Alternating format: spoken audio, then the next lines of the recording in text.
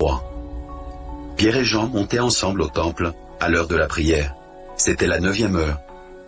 Il y avait un homme boiteux de naissance, qu'on portait et qu'on plaçait tous les jours à la porte du temple, appelé la Belle, pour qu'il demandât l'aumône à ceux qui entraient dans le temple.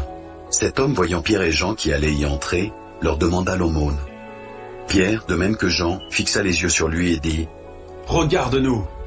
Et il les regardait attentivement, s'attendant à recevoir d'eux quelque chose.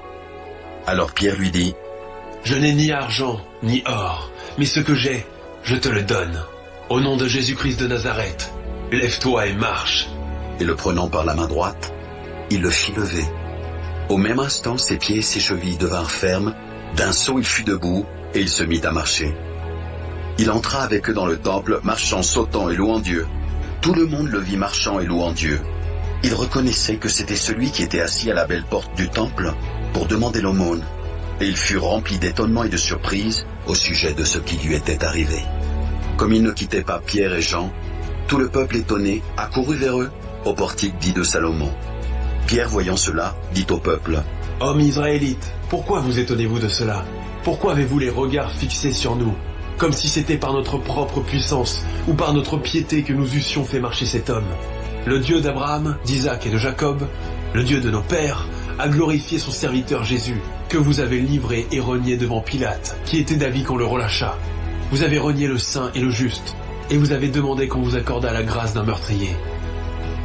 Vous avez fait mourir le prince de la vie, que Dieu a ressuscité des morts, nous en sommes témoins. C'est par la foi en son nom que son nom a raffermi celui que vous voyez et connaissez. C'est la foi en lui qui a donné à cet homme cette entière guérison en présence de vous tous.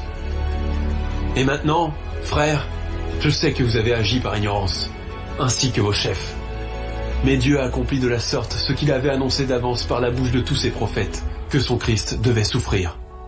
Repentez-vous donc et convertissez-vous, pour que vos péchés soient effacés, afin que des temps de rafraîchissement viennent de la part du Seigneur, et qu'il envoie celui qui vous avait été destiné, Jésus-Christ, que le ciel doit recevoir jusqu'au temps du rétablissement de toutes choses, dont Dieu a parlé anciennement par la bouche de ses saints prophètes.